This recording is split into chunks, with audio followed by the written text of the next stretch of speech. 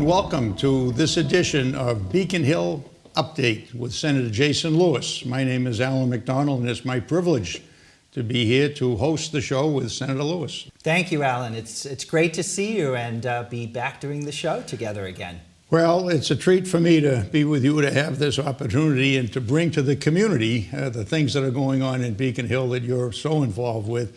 It's something we've been doing for a few years. This is the 8 years you've been representing in the state Senate, the city of Malden and Melrose and Wakefield, Stoneham and Reading and Winchester, and it's a big region that's got a lot of activity going on. And you, as chair of the Joint Committee on Education in the legislature, assistant vice chair, Senate Ways and Means, and co-chair of caucuses that you founded on zero waste and planning for health cost help, a lot of things. And we're going to talk about those. We've been keeping busy. Well, you have, for sure.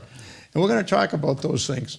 But there are a few national issues that are also really happening now, and they affect what we're doing in the Commonwealth. And let's start with the voting situation. Since the election in 2020, there's been a lot of attention in all the states, frankly. But how is this affecting us, what we're doing about protecting the right for people to get to the ballot?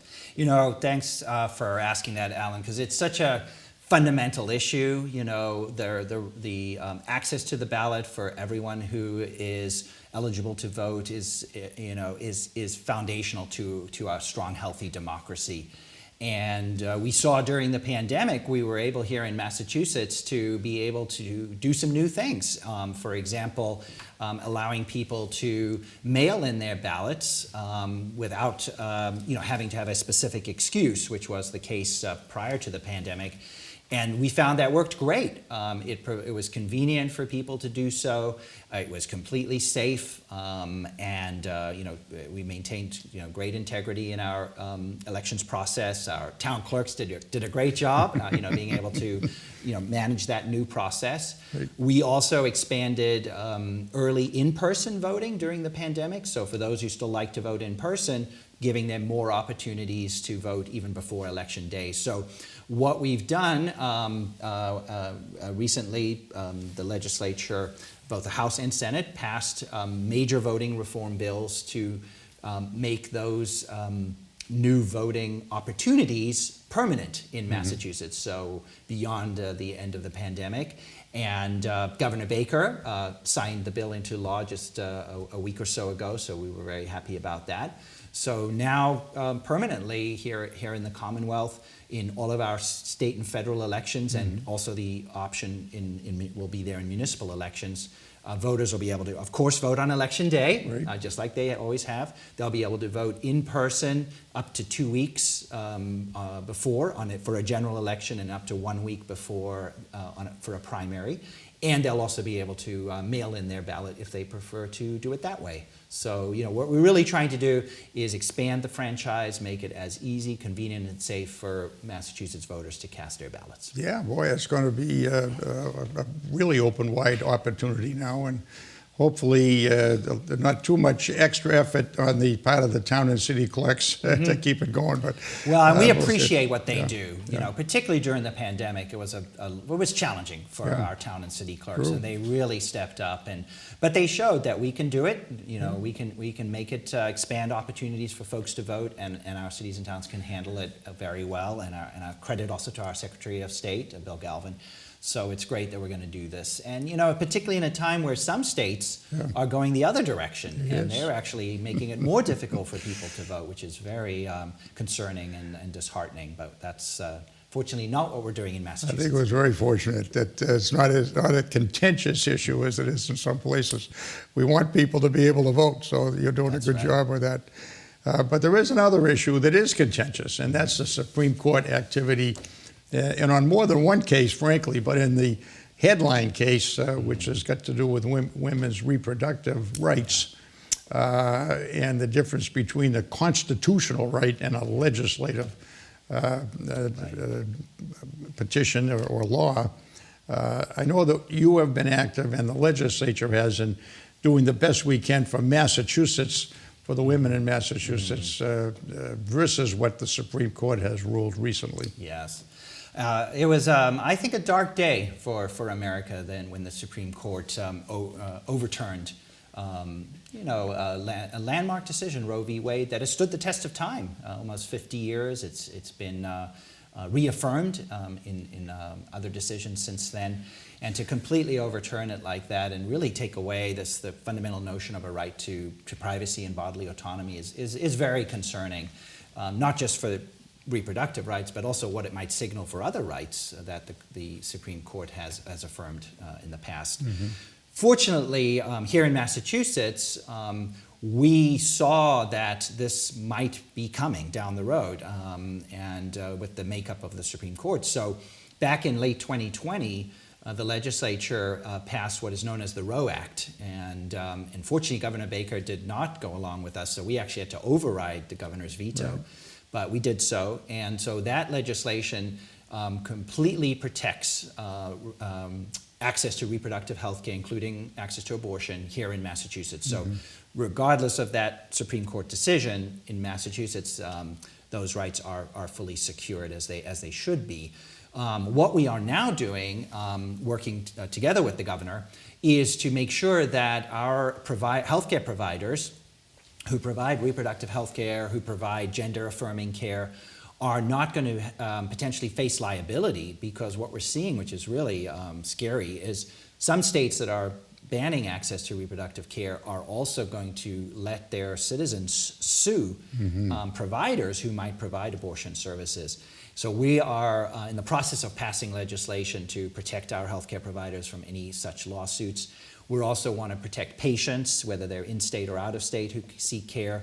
And we also recognize we need to also increase funding, so both for providers and for patients, to make sure that access to the care that they need, whether you live in Massachusetts or you visit here from another state, is readily available and accessible. Mm-hmm. Well, it's really on the front burner, I know, and quick to respond by the Massachusetts legislature, so that was excellent. As you've done with other national issues, and gun control is another national issue, but those who resist the gun control are saying it's a mental health issue more than anything else. I want to jump to the mental health because the gun control situation, other states are looking to Massachusetts as the example, frankly.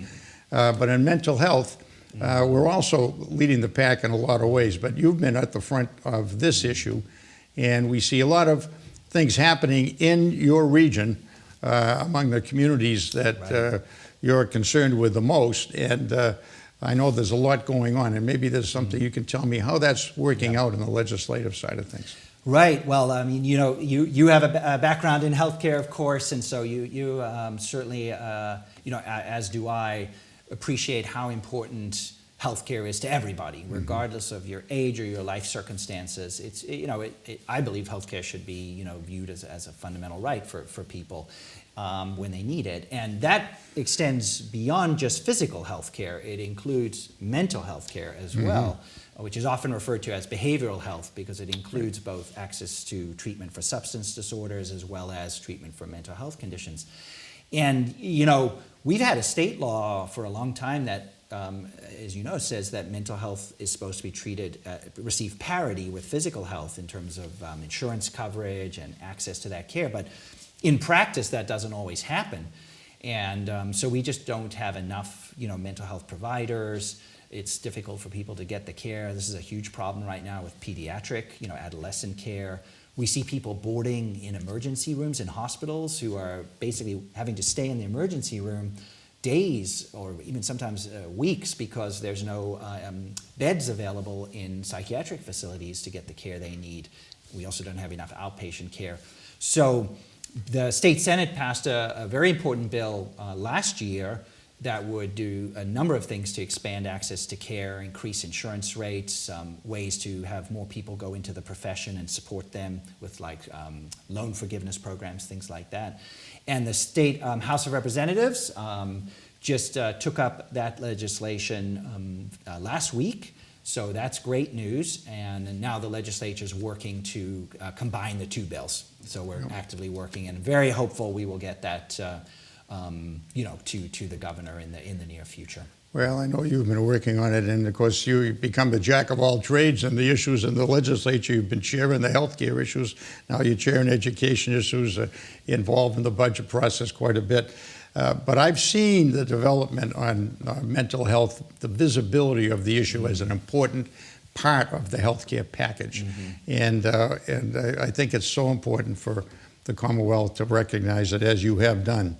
And it will make all the difference. There's so many people affected Absolutely. by it. And we should probably also mention the news just broke yesterday. We were talking about this before the show of the new behavioral health hospital that Tufts Medicine is going to be building through a partnership with a group called Acadia, which will be located in Malden, at the former site of the Malden Hospital, which has been closed for 2 decades. And we've both worked on this issue through the years, and it's very exciting news that this project will now be moving forward. And also, there will be 9 acres on that site that will be protected as permanent conservation land for the community. So it's a great for the community of Malden, and it's great for the entire region that will have this additional capacity.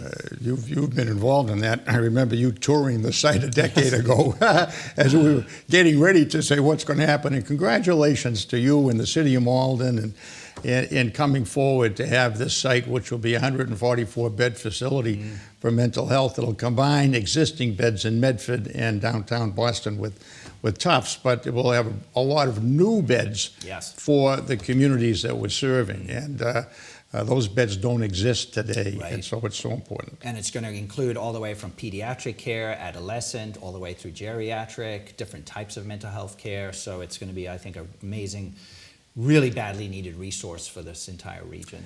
Talk a little bit about the pediatric side of things on education, not healthcare, but you've been, as the chair of the, co-chair of the Joint Committee, Senate and House on education, but again for years, the foundation budget for public education, for early childhood care and education combined with that, we're making progress, are we not? Tell me a little bit. You know, I think we are overall.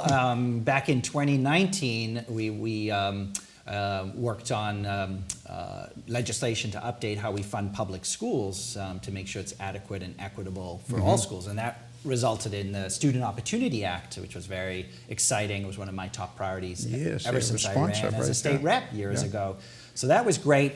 Unfortunately, then we turned the corner into 2020 and the pandemic hit. Yeah. And of course, no one predicted that. And you know, that has been a major blow to our schools. You know, it's upended life in general. But for our schools and our teachers and our other school staff and nurses, counselors, and our students, it's been very difficult. You know, having to go to remote learning, hybrid learning.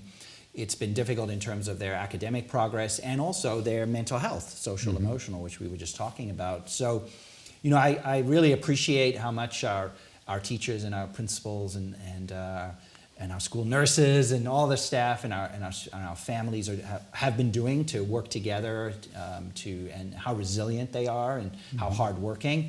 But you know, this is going to be something that we're going to be recovering from for years. You know, this is not just pandemics, you know, behind us and now we just move on like we did before. Unfortunately, it's going to take years to really fully recover. We are doing a lot, you know, to provide more resources for schools, to hire more teachers, more, you know, school counselors and other resources. But it's something we're going to have to, you know, be committed to as communities and as a state for some time to come.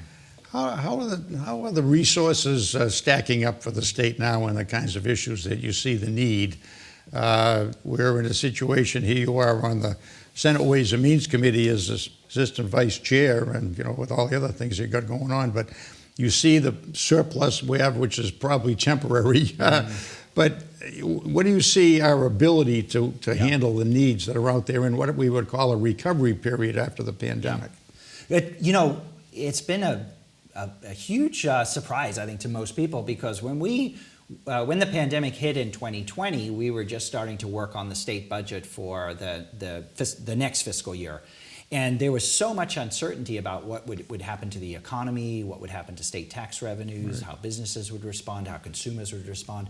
We did an unprecedented thing in the state legislature. We actually deferred the state budget process from the spring, when we always do the state budget, to later in the year. We ended up finally passing a budget in November. But all of the economists and the experts at that time were saying that the economy would go into a tailspin, and as a result, state tax revenues would also. We were very lucky that because of all the federal assistance we received, thank you to Congress and the Biden administration, and just how resilient our state economy is, we didn't see we did drop, but we quickly recovered. And so we were lucky that as a result, our tax revenues have held up quite well.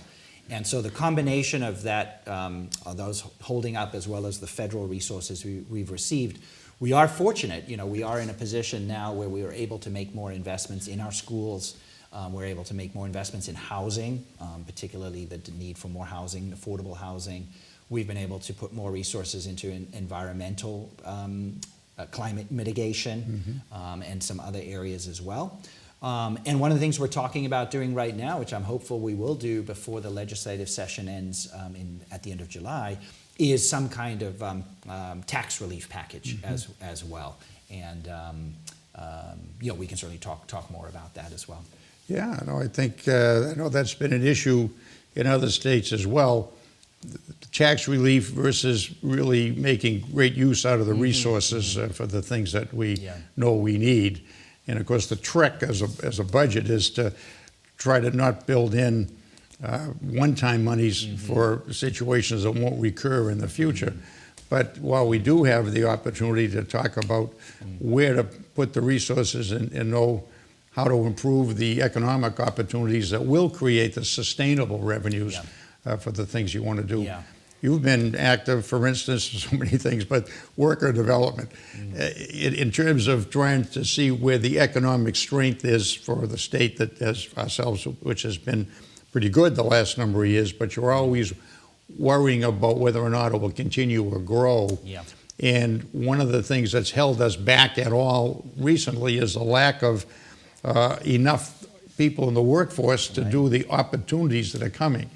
And I know that part of the legislative work you've done is on trying to build the skills in the workforce to meet the opportunities that we see coming.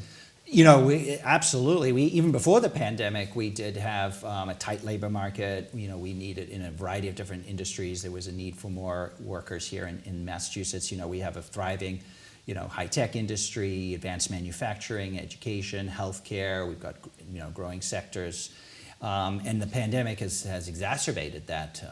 So we see this everywhere. I see this even in our public schools having difficulty hiring, in early education, in many different fields. So part of where we've also been putting some of those resources that we've had is into workforce development programs, job training programs, adult basic education. One area that we're seeing a lot of interest in, which I think is great, is technical and vocational education. For some young people, going on to college is great. That's the right path for them. But for some other young people, more of a vocational, technical, and then going into a career is a great opportunity. Northeast Vocational School, which is in Wakefield and serves our entire region, we just recently approved funding for them to build a new school, which is terrific news. It's a great school, but it's old, and the building doesn't meet the current demands for the trades and vocations that they want to train their students on. So that project's getting underway. That'll be a great new resource for this region. But that's definitely an area that needs to continue to be a big focus for us. And one of the other challenges that employers are facing that we hear a lot about, and that we've got some big news on that, is in the area of early education and childcare. That's right. That's right. Years ago, we were depending on the very few employers that had their own programs. There weren't very many. There were liability issues to worry about, that kind of thing. But the state has really helped out in subsidizing a lot of programs, but also in regulating, frankly, what makes a good program for early childhood care and education. Because they were, don't want to say haphazard, but they weren't routine. You almost didn't know where your child was going was at the right place. But now there's much more confidence in the early childhood education. We have achieved that. That's true. I mean, over the last couple of decades, in having programs that are licensed, and so families can be confident that their children are safe and well cared for. But the problem we've had, and is is a huge issue, is the cost is so high. For families to send their child, whether infant, toddler, or preschool, or even when out of school time care for an 8-year-old or 10-year-old. So that's a big challenge for families. I hear about that all the time. It is. And so many young children are not getting the access to the high quality care, which is so important for their cognitive development, their social, emotional development. And then the other thing we've been hearing, is back to the employers and the workforce shortages, because so many working parents, especially women, are having trouble finding the child care that they need on a consistent basis that is reliable and affordable. Folks are not being able to enter the workforce. They're not being able to work the number of hours they would otherwise work. They're not being as productive as they would. So this is a huge issue for employers. Huge. We've recognized this in the legislature already for a while. We created a special commission that I was the co-chair of as the chair of the Education Committee, along with Representative Alice Peisch. And that commission, we worked for over a year. We had a great group of stakeholders involved, really looked hard at this entire sector, and came out with a report in March, which I think really gives a blueprint for what we need to do in Massachusetts to really transform early education and child care so it's affordable for families, it's accessible, it's high quality, we support our providers and our employers. And the great news is you and I are sitting here on, I think, what is today, July 1st? And actually just yesterday, the state Senate rolled out a major early education and child care bill. I was delighted to present it to my fellow senators and to the media, along with Senate President Karen Spilka, who's been championing this area. So next week, the Senate will be debating the bill, and I expect it to pass, and I expect it to have bipartisan support. And we're very hopeful our House colleagues will take it up also in July. And this is another thing we can hopefully get to the governor before we end the legislative session. And you've been at the front on minimum wage and things like that, but it relates also to their ability to find housing, to be active in their community.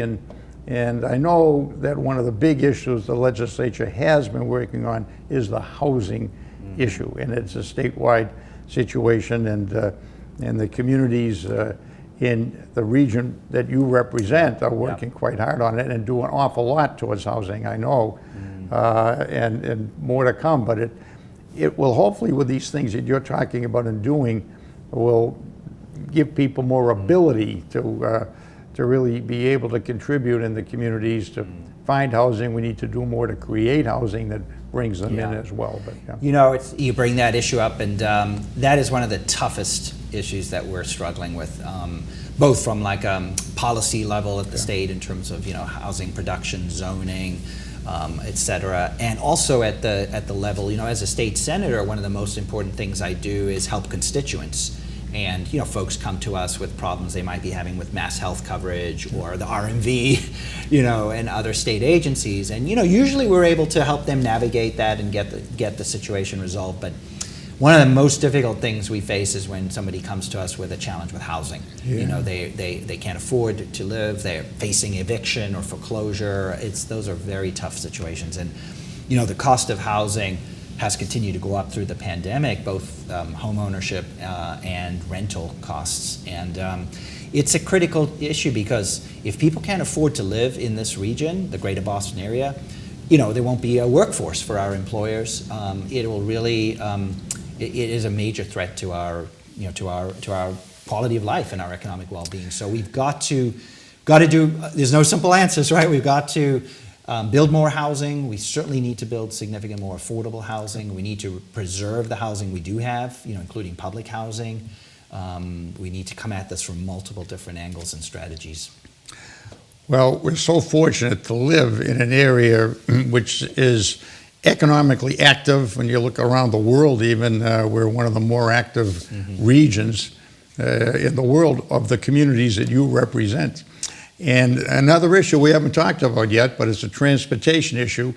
this is a region that depends so much on public transportation. Yeah. And we've got an old system, but we've got new economic opportunities, and we're really looking to how do we keep people in our region able to get back and forth to their houses, their apartments, their condominiums, and their jobs, and all those kinds of things, and attract new people in as we go. I know that's another issue you're working on. Yeah, But how do you- you're definitely not giving me only softballs today, Alan. Right? how do you see our ability to provide that kind of transportation that we need to have? Well, let me start with some good news, because unfortunately, when it comes to the T, there's not a lot of good news. But the good news is we've actually, in our area, in the district I represent, made some great infrastructure improvements in recent years. Oak Grove Station has gone through a renovation and some terrific new upgrades there. That serves obviously the Orange Line and for this whole area, bus service there. We also just broke ground on a brand new Winchester Center commuter rail station, which we've been working on for over a decade, so that's exciting. Yeah. And another big project that we're in discussions about is Malden Center Station, which is both Orange Line and commuter rail. And that could be, we're looking at the possibility of a public-private development that would build around the station with housing, retail, so that could be a very exciting project we're working on. But the not so good news is that the T continues to really struggle, and I'm not happy about that, because some of these safety issues that the federal regulators identified, those should have been issues that were addressed and should not have waited for federal safety regulators to have to identify. And now, as a result of that, the T has scaled back the frequency of service on the Orange Line, Red Line, Green Line, and that is really affecting people's ability to get to work and medical appointments and other things. Yeah. And we need to. This needs to absolutely be a top priority for the current governor and this administration, and whoever is going to be our next governor as well. Well, I'll tell you, it's so good to be able to talk about these things. We've used our time for this particular episode, and the series will come back again, of course, shortly, and as the legislative session convenes and finishes up, and then we get into other issues in the election period too. But it's so important, I think, for the communities to know that these issues are on your mind, on the legislature's mind. The things we just talked about in 30 minutes, there has to be something out of these issues affects everybody in the region. So whether it's education issues or healthcare issues or transportation or workforce development or whatever else. So just from the community side, I want to thank you for what you're doing and for sharing time with us, because what this program is, Update on Beacon Hill, is to bring the attention of these issues and the awareness to the public side as well. Well, it's a privilege to represent our communities in the state Senate. Welcome input and feedback from my constituents anytime. Please reach out, come to office hours, call us, email us, Facebook message us. We'll always welcome input. And Alan, thank you so much for joining me to host the show today. It's a treat to be with you. I enjoy it very much. I enjoy the conversation, and I appreciate what you're doing. So thank you very much, Senator Jason Lewis. And we'll be back soon with another opportunity to talk about what's next.